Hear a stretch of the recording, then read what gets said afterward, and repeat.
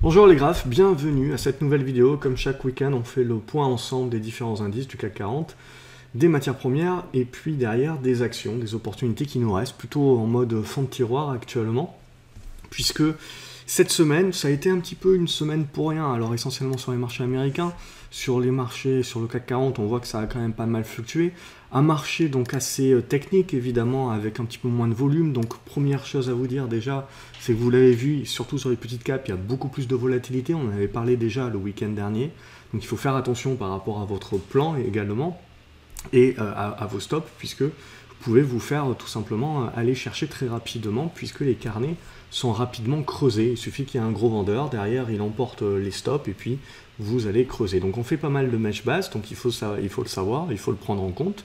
Donc petit rappel sur ça, justement, c'est la gestion des positions pendant l'été qui est assez importante. Si on en revient à notre CAC 40, ce qui a été très intéressant, c'est qu'on a eu une semaine à deux visages. Semaine à deux visages puisqu'on a commencé le début de la semaine surtout par revenir sur les cycliques, donc acheter finalement les stats, de la reprise. Et finalement, sur cette fin de semaine, un petit peu plus d'inquiétude sur la résurgence d'une seconde vague éventuelle du Covid. Donc du coup, on se remet à avoir peur sur les cycliques. Et pour autant, voilà, ce qui est important cette semaine, c'est on va en parler comme une semaine de construction. Et je pars du principe que c'est justement l'issue de ces constructions qui vont nous apporter beaucoup d'éléments. Donc plutôt, voilà, on le comprend, une semaine en mode observation, en mode suivi, en attendant d'avoir un petit peu de plus amples informations. Au niveau du CAC 40, c'est ce que l'on voit. Donc on avait pas mal dégradé la tendance depuis qu'on avait cassé cette oblique descendante. On avait derrière construit pour une épaule tête-épaule inversée sous cette oblique ici qu'on a fini par casser mardi. Et donc c'est ce qui a permis un bon rebond sur les valeurs cycliques notamment. On n'est pas venu n'importe où, on est revenu chercher cette ancienne oblique support qui a servi de résistance. Et aujourd'hui, entre hier et aujourd'hui, on a dégradé la tendance. On a ouvert un gap baissier, donc en dessous duquel on est repassé en une certaine neutralité du CAC 40 et on est revenu chercher en fait cette ancienne oblique résistance qui devient support. Donc on voit très technique le marché avec cette oblique résistance qui se prolonge maintenant sur les 5120 5150 points et ce support, cet oblique support sur les 4910 où on va retrouver également un gap pour lundi. Donc en gros tout ce qui se passe ici c'est de la neutralisation et de la construction. C'est-à-dire que pour croire que le marché veut continuer de jouer la reprise des cycliques, etc., eh ben, il va falloir refermer très rapidement ce gap ici et remonter, puisque le CAC 40 est par définition un indice assez cyclique. A contrario, si on vient à enfoncer ces 4910, eh ben, on rentrera dans ce dont on s'était parlé la semaine dernière, c'est-à-dire une phase de dégradation. Et on reparlera à ce moment-là des 4800 points, 4750 points qui seront très importants à tenir.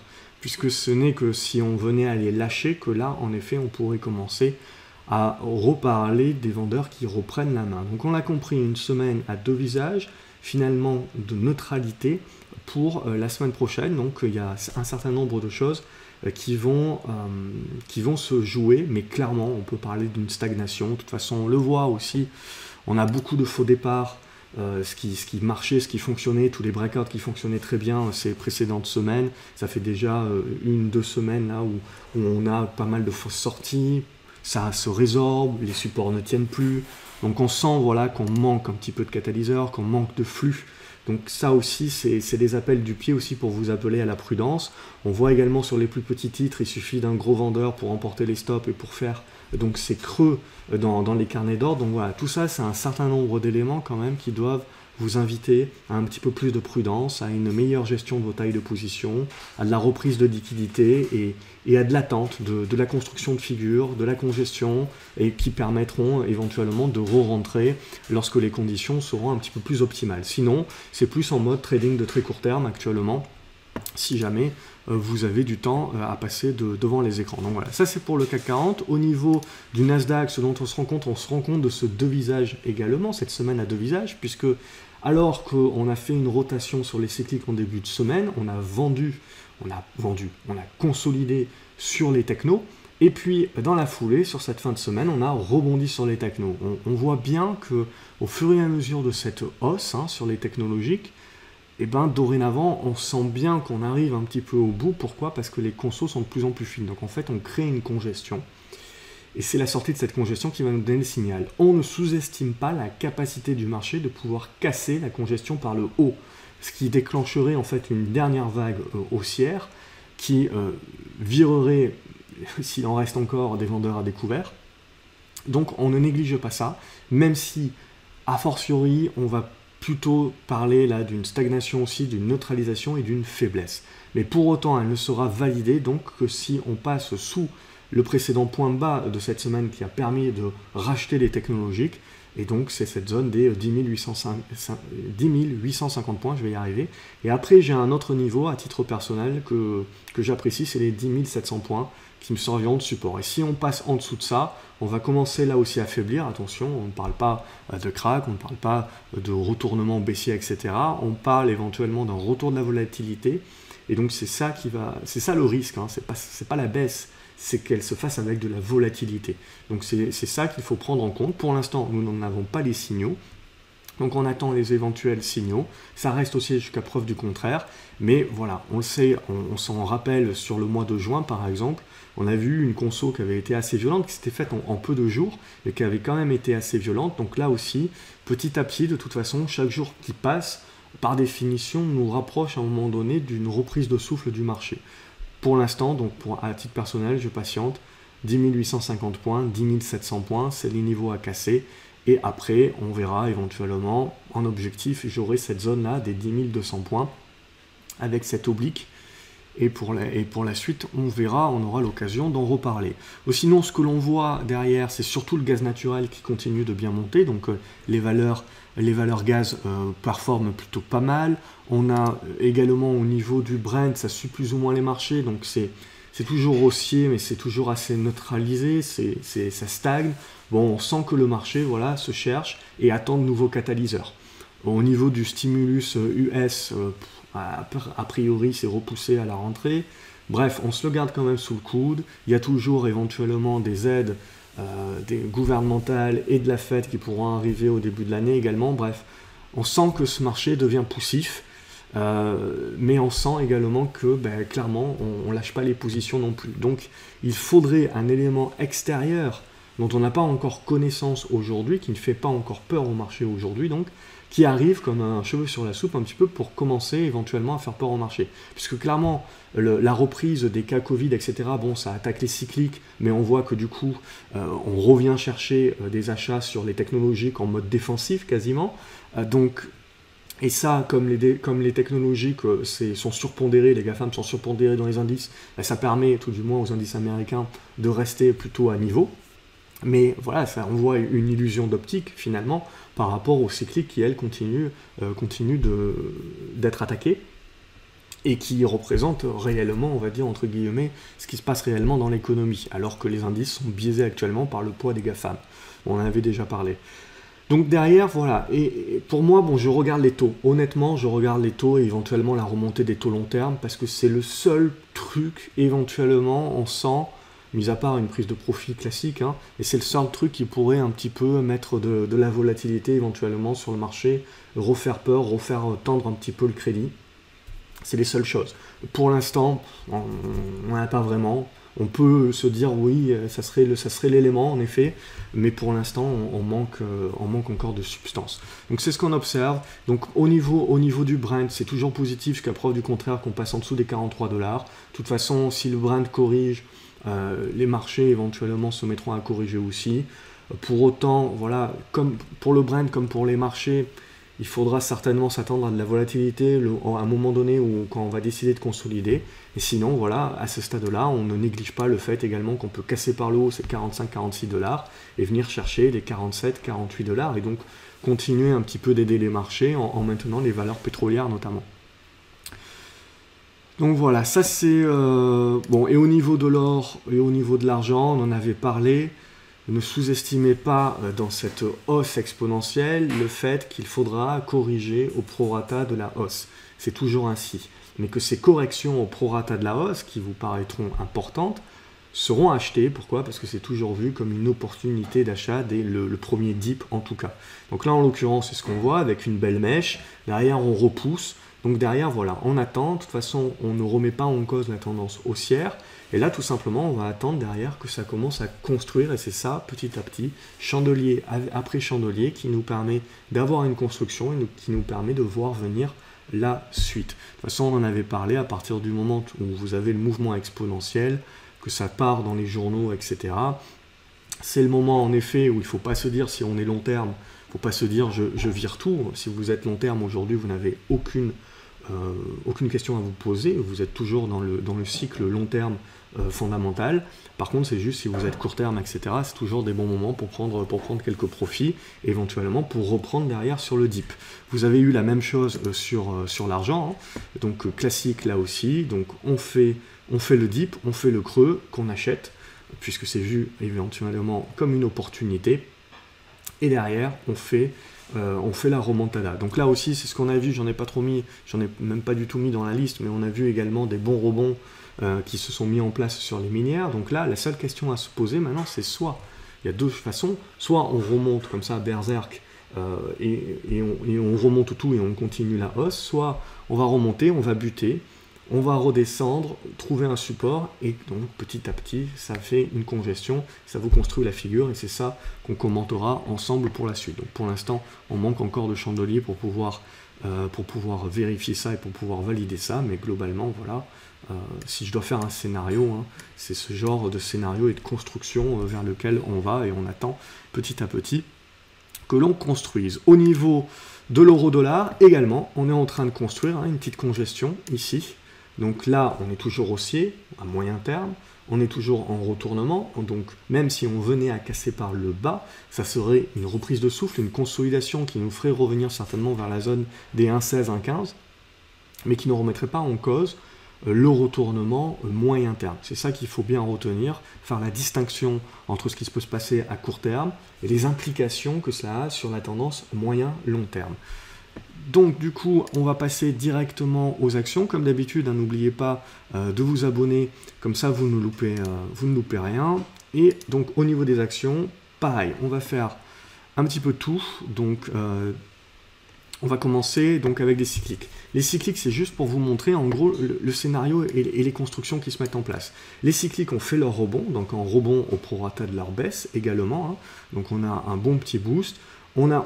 Ça nous permet de valider les résistances obliques, donc ça c'est très important. Et ce que je vous avais dit la semaine dernière, c'était que là, c'était les rebonds pour traders. Ce qui va intéresser le moyen termiste, en fait, c'est tout simplement les figures qu'on est en train de construire dorénavant et les constructions congestion que l'on fait.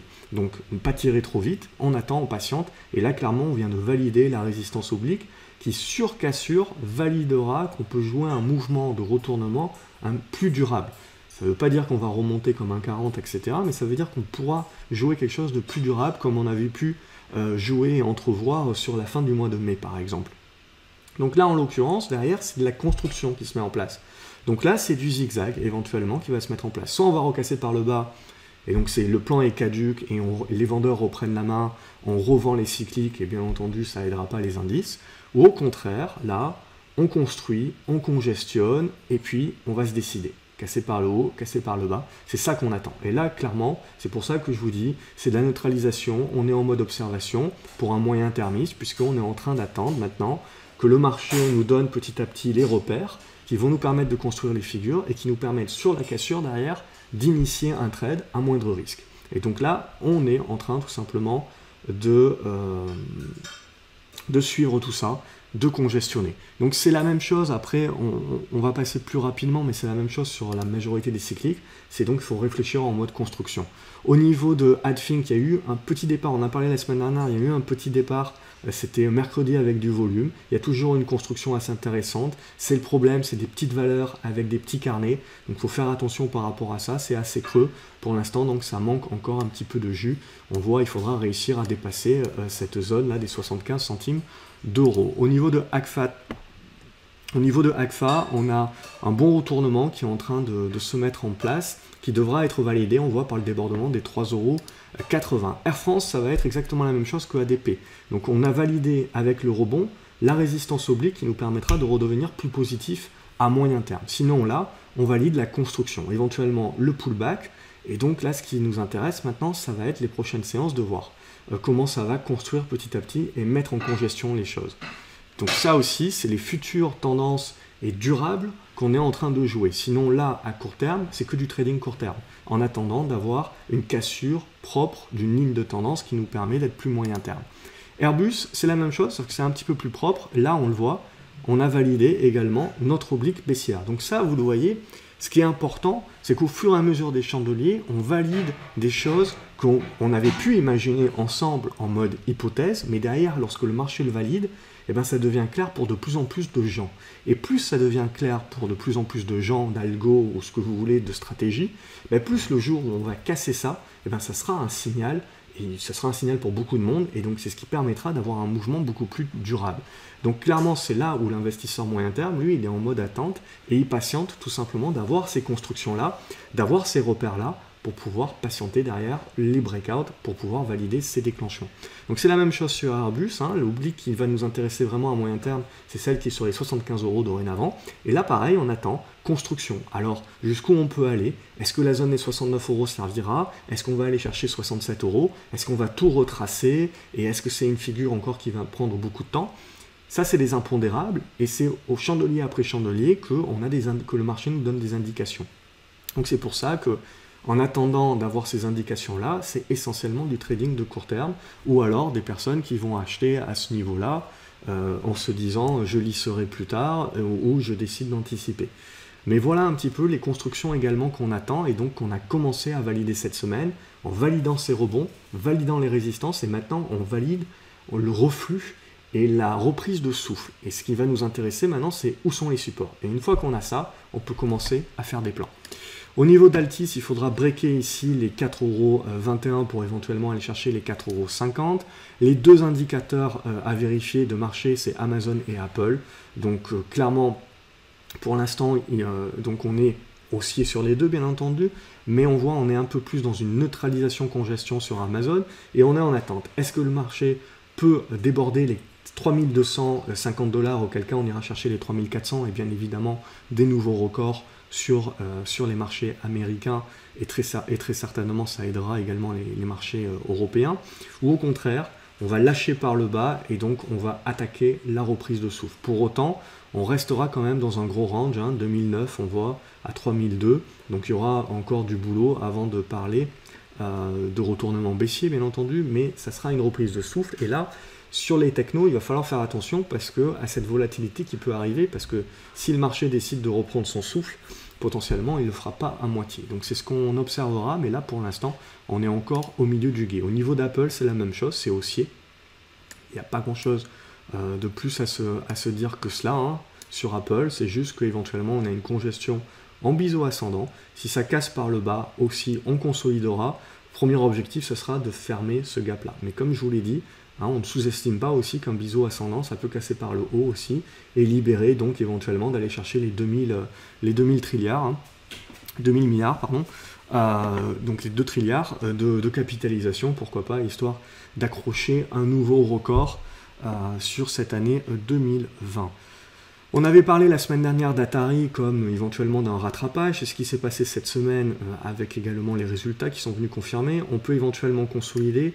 Là, ce qui sera important, alors je ne l'ai pas bien tracé, mais ce qui sera important, c'est que cette zone des 27 centimes d'euros et des brouettes se confirme en tant que support, et du coup, on aurait une construction en retournement qui serait intéressante. Au Plata, ça se cherche encore. Clairement, le vrai signal adviendra au-dessus des 29 centimes d'euros. Beneteau, on a continué le rebond avec la sortie de la congestion ici, qui nous permet de revenir chercher la résistance des 7 €. Voilà, éventuellement ici, donc ça pourra bloquer, on verra. Si ça passe, hein, bien entendu, on peut revenir chercher les 7,40, 7,50. A contrario, sinon on reviendra consolider sur ces 6,30, hein, 6,40, et là pareil, on aura de la construction à observer, de la congestion. Biocartis, vous avez une belle congestion également, les 5,10 € donc à dépasser pour déclencher le signal. Au niveau de Bolloré, à titre personnel, je pars du principe que l'objectif L'objectif est atteint, hein. Éventuellement on peut aller chercher les 3,30 € au max. Alors la configuration reste très propre, hein, pour celles et ceux qui veulent continuer de suivre la tendance. Il n'y a pas de danger tant que vous tenez les 3 €, mais globalement 3,20 €, je pense que c'est un bon niveau de résistance. Bonne thérapeutique, en spéculatif, il y a eu pas mal de volume ces deux derniers jours, donc vraiment en mode spéculatif pour essayer d'avoir une poussée supplémentaire vers les 2,70 €, 2,90 €. Au niveau du Bouygues, c'est comme Bolloré, je pars du principe que l'objectif a été atteint avec les 33 €. Il faudra les casser de toute manière si on veut libérer plus. Après, on peut rester à court terme positif tant qu'on tient ces 31, 32 €. Au niveau de CGG, donc c'est comme toutes les autres cycliques. On est revenu, donc on valide des résistances obliques, etc. On revient consolider, on va travailler cette zone. Donc ce qui nous intéressera surtout, c'est quand on cassera cette oblique-là. Là, on aura un bon signal, éventuellement, de retournement plus durable. Donc en observation des constructions, hein, sur ces prochaines séances, clairement. Claranova, c'est pareil. Donc on avait bien poussé. Les résultats ont agréablement surpris. On est en train de faire une consolidation. Donc pour moi, il n'y a pas rien de très méchant. Tant qu'on conservera les 6 €, hein, donc on peut le construire comme ça. Tant qu'on tient les 6 €, je reste plutôt positif, toujours avec cet objectif d'essayer d'aller chercher la moitié du gap, hein, donc la zone des 7 €. Crédit Agricole, donc Crédit Agricole ressemble bien au CAC 40, c'est-à-dire que vous le voyez, on avait purgé, on a fait un rebond tout au long des dernières séances pour revenir en fait sur l'ancienne oblique support qui sert de résistance. Aujourd'hui, on est venu chercher un support oblique, donc on construit une espèce de biseau ascendant là, de congestion. Donc en gros, pour redevenir positif dans le monde des bisounours et revenir sur les cycliques, donc les financières et compagnie, il faudra revenir au-dessus des 9,40 €, 9,50 €. A contrario, si on casse cette figure par le bas, on reviendra certainement jouer sur cette zone-là des 7,80, 7,90 €, et on commencera là à se dire, on commence un petit peu à pas mal dégrader la tendance sur les indices, sur les valeurs majeures, sur les cycliques d'une manière générale, et donc en gros le marché clairement est en train de coincer sur son alibi jusqu'à présent de jouer la reprise. Au niveau de Derichebourg, là aussi hein, c'est de la cyclique, ça peut s'observer sur cette construction intermédiaire ici. Il faudra la casser par le haut, hein, 2,60 € pour évidemment que ça devienne plus intéressant. East2Pay, bon, ça peut se transformer en spécu. La problématique de cette valeur, c'est que c'est totalement illiquide et qu'en gros, ce que ça va faire, c'est qu'en gros, en une journée, ça va partir et puis ça risque derrière de ne pas faire grand-chose. Donc voilà, c'est une configuration que je trouve intéressante pour des spéculateurs. Sinon, clairement, il faut attendre qu'il y ait des volumes qui commencent à arriver pour que ça serve à minima de signal et qu'on puisse rentrer pas trop mal. Sinon, là, c'est un petit peu dangereux. Comme je vous l'ai dit au début, quand les carnets sont creux, si le marché décide de se retourner et de vendre, vous êtes piégé. Au niveau des ramés, on en avait parlé la semaine dernière, donc du coup, on est allé chercher la moyenne mobile 20 et même l'oblique descendante. Donc là, on bloque un petit peu sur ce niveau-là et pareil, comme sur la plupart des cycliques, là, ce qui va nous intéresser maintenant, c'est de voir comment ça va construire. Au niveau d'Euromedis, on continue d'être dans la figure, pour l'instant on n'arrive pas à breaker, donc il faudra réussir à casser ces 10 €, 10,20 € pour relancer la tendance haussière. Au niveau d'Euronav, on consolide, hein, donc pas grand chose de méchant sur Euronav. On aura une distribution de dividendes, hein. Le cours est déjà intégré, donc du coup pour l'instant ça consolide, ça, voilà, hop, si je le mets comme ça consolide, ça prend vie. De toute façon, voilà, pour moi, les 8 € en zone de neutre et d'invalidation. Cadiz, ça aussi, c'est spéculatif. La semaine dernière, on en avait parlé. Pour l'instant, il n'y a pas vraiment de signaux. Peut-être que le titre a envie d'aller chercher jusqu'au 1,60 €. Ce qui vraiment nous intéressera, c'est si on arrive à revenir au-dessus des 1,90 €. Lagardère continue son petit bonhomme de chemin et sa petite série Netflix. Donc l'idée, là, c'est qu'on est revenu également sur une zone de résistance. Donc à voir comment ça peut construire éventuellement. Lexibook avait reconsolidé toute cette semaine. Finalement, les résultats ont été achetés. On a tenté une poussée, revenir sur le bas du gap ici. Donc pour l'instant, ça reste positif. Ça reste une petite valeur, donc il faudra voir si c'est quelque chose de durable. Autre petite valeur très liquide, c'est Logic Instrument. Graphiquement parlant, le retournement est en train de s'acter et de se construire. Et voilà, il faudra valider avec des volumes, bien entendu, comme toujours. LVMH.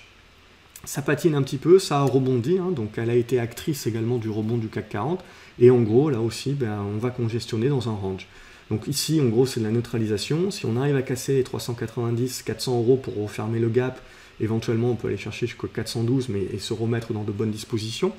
A contrario, évidemment, si on recommence à dégrader sous les 380, 375, et donc surtout 370, là, on commencera à dégrader le secteur du luxe, et bien évidemment, secteur du luxe plus tout ce qui est cyclique, industrie et pétrole et compagnie, ça aidera pas, franchement, le CAC 40. MDX Health, là aussi, ça se construit, donc il faut patienter pour l'instant. C'est en train de se construire, il faudrait revenir au-dessus des 80 centimes d'euros pour se remettre dans des bonnes dispositions pour jouer éventuellement une poussée haussière. Au niveau de Métropole Télé, donc M6, on est en train de bien congestionner là aussi, donc on va rester globalement positif au-dessus des 10,30 €, mais il faudra déborder ces 10,90 € pour pouvoir lancer la sauce. Sur TF1, c'est à peu près la même chose. MGI Digital également, c'est pas un dossier super liquide, mais c'est assez intéressant. On a une bonne congestion qui est en train de se mettre en place. Il faudra réussir, on voit, à déborder par le haut, ce qui devrait réouvrir la voie des 45 €. Au niveau de Micropole, on a eu des volumes ces 3 dernières séances avec une tentative de sortie. C'est toujours positif. Pour l'instant, on n'arrive pas à valider la sortie, donc on voit que ça manque de jus un petit peu, mais on va rester globalement positif au-dessus des 1,04 €, 1,05 €. Au niveau de NetGem aussi, ça reste positif. Là aussi, pour l'instant, on est en mode buté, mais on va rester positif au-dessus des 1 €. En construction, Nicox également a tenté une petite poussée, une petite sortie cette semaine. Ça reste un petit peu poussif, mais on est revenu au-dessus d'un support que je trouve assez intéressant, donc les 3,90 €, 4 € à tenir et à voir comment on est capable de construire dans cette zone-là. OCI, elle a rempli son boulot, on avait parlé ces précédentes semaines pour jouer son rôle de rebond. Éventuellement, elle en a encore un petit peu sous le pied pour aller chercher les 13 €. Bon, 12,40 € c'est déjà pas mal. Si jamais elle se met à consolider, on veillera à tenir les 10,90 €. Au niveau d'Orège, il y a des petits volumes, etc. Mais pour l'instant, on n'arrive toujours pas à dépasser les 1,10 € qui serviront donc de validation. Farnext, alors Farnext, c'est un dossier un petit peu alambiqué.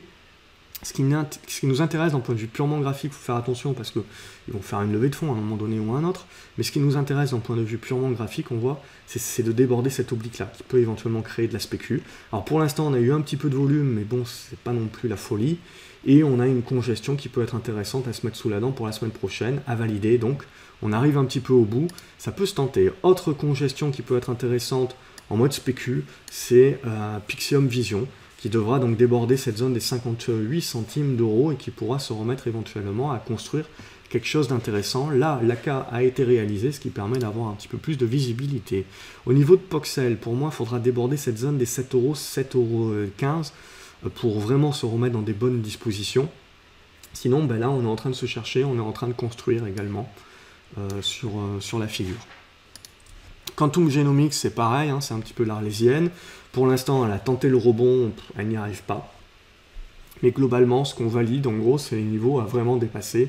Donc 2,80 € et derrière cette zone des 3,10 €, 3,20 € qui sont vraiment les deux gros niveaux à dépasser pour dire, ok, on enclenche un retournement beaucoup plus durable sur Quantum Genomics. Sinon, là, pour l'instant, c'est des petits rebonds sporadiques qui, pour l'instant, n'arrivent pas à valider beaucoup plus que ça. Sanofi également, ça continue de consolider. Alors, j'attends la zone des 83, 84 €. Bon, même si là, déjà, la zone des 85 aussi, c'est un bon niveau. Allez, 84, 85 €, c'est un niveau pivot qui devrait pouvoir émettre une certaine réaction. Mais là aussi, voilà, ça reprend son souffle, ça construit. On attend, je nettoie mon graphique au passage, on patiente tout simplement de voir la suite des opérations. Seafolding, j'ai pris quelques profits là-dessus puisqu'on a dépassé mon objectif qui était le haut de cette oblique. Donc on verra lundi. Là aussi, ça fait partie de ces titres où même s'il y a des bons volumes hein, tout au long de cette semaine, etc., il faut faire attention. Il suffit qu'un mec en vende 5000, hein, style moi par exemple, mais du coup ça peut trouver le carnet d'ordre. Donc je préfère vendre petit à petit tant que le mouvement est assez fort et acheteur, puisque j'ai des bonnes âmes comme ça qui me payent le prix plutôt de manière assez intéressante, et garder le reliquat du coup pour tenter d'aller voir plus haut, ou du coup si jamais ça se retourne pouvoir le sortir assez rapidement. en ayant la contrepartie. Le niveau pivot, là, il est sur les 11 €, 11,10 € pour C-Folding, si jamais on revient en mode conso dessus. Au niveau de SMCP, là aussi, hein, c'est long shot pour l'instant, hein, c'est pas moins de risque, c'est juste un rebond technique à ce stade-là qui nous permet d'avoir une congestion comme la plupart des valeurs cycliques. Évidemment, ça recasse par le bas, scénario caduc. Ce qu'on attend, c'est éventuellement un débordement des 4,30 € qui pourrait nous renvoyer, on voit dans cette zone des 4,70 € à 5 €. Il y a des éléments spéculatifs aussi par rapport à l'actionnaire majoritaire sur SMCP. Il devrait sortir normalement puisqu'il y a quelques problèmes financiers. Donc voilà, ça fait partie du quid sur cette action-là. Technip, ça se porte toujours plutôt pas mal à ce stade-là. Oups. Donc hop, donc ça se porte bien. On voit, il y a un bon pivot sur les 6,95 € à tenir. Et à ce stade-là, bah, ça construit plutôt à plat. Donc pas grand chose de plus à se dire. TF1 c'est comme M6, donc on a eu notre rebond, maintenant on a notre congestion, et il faudra sortir par le haut donc pour initier le retournement. À contrario, si on casse par le bas, là aussi, ça sera faiblesse, mais ça sera faiblesse pour tout le monde, hein, clairement. Thales, c'est la même chose, on a une congestion qui se met en place ici, avec le gap là qui sert de support sur les 67 €, donc comme toutes les valeurs cycliques qu'on a vues, c'est ce qu'on attend également d'observer, de voir chandelier après chandelier, la capacité de tenir, et éventuellement de se retourner. Au niveau de Total, c'est la même chose, j'ajuste un petit peu mon oblique du coup, puisque le marché nous permet de le faire, et c'est la même chose que sur toutes les valeurs cycliques, on congestionne, et on patiente. Donc on voit, il faudra déborder cette zone-là des 34,50 €, 60 € pour pouvoir initier certainement un retour vers la zone des 37 € et donc éventuellement entrevoir encore une jambe haussière sur les indices grâce au cyclique. Pour l'instant, voilà, c'est très neutre. U10, toujours la même chose, toujours cet oblique à dépasser, éventuellement des volumes qui commencent à arriver. Donc éventuellement, ça commence à jouer le retournement, voir les côtés fonda. Unibail n'a pas tenu. J'avais tenté une position là en week-end sur pas mal de positions cycliques. Et puis finalement, j'ai tout largué sur la fin de séance avec Unibail. On voit, alors il y a dû avoir une news, un truc, quelqu'un qui a dû parler, qui a dû dire attention au reconfinement des centres commerciaux, ce genre de choses-là. Toujours est-il, on a refermé le gap, on a cassé les 44 €, donc j'ai lâché l'affaire. Donc là, c'est la même chose que sur toutes les autres cycliques. Cette semaine, on a eu un bon rebond. Et ce qu'on a validé, c'est l'oblique résistance qu'il faudra dépasser pour pouvoir dire Unibail, oui, je joue son retournement, cette fois-ci de manière plus durable. En attendant, c'est de la construction, c'est de la congestion et c'est du trading de court terme. Et Vivorion, on en avait parlé ces 2 semaines précédentes, voire 3, je ne sais plus. Et la semaine dernière, on avait parlé déjà qu'on était bien parti avec des bons volumes en congestion, avec ce niveau des 4,70 € à dépasser. Ce qu'on a fait cette semaine, ce qui a déclenché une bonne spécu. Il y en a eu quelques-unes qui ont bien fonctionné, Vivorion fait partie de ça. Maintenant, ça souffle un petit peu, il faudra voir du coup comment ça construit pour éventuellement se relancer. Pourquoi pas, je dirais, la zone de ces 5 €, 5,10 €. Sinon, si le marché décide de patiner et qu'il n'y a plus de jus, on peut faire un retracement total vers les 4,70 €. Mais c'est ça qu'il faudra observer comme tenue de support. Voilà ce que l'on pouvait dire ce week-end. Comme d'habitude, j'espère que ça vous a plu. N'hésitez pas, si tel est le cas, à mettre un pouce en l'air, à liker la vidéo, à la partager également. Ça fait toujours plaisir et puis ça motive à continuer également, même pendant cette période estivale. Abonnez-vous à la chaîne, comme ça vous ne loupez rien. Et je vous attends du côté des commentaires pour savoir ce que vous pensez du marché, ce que vous regardez potentiellement pour rendre le plus exhaustif possible cette revue de marché. Excellent week-end une nouvelle fois et je vous dis à lundi pour savoir un petit peu ensemble comment les choses évoluent. Excellent week-end à vous les graphes. Salut!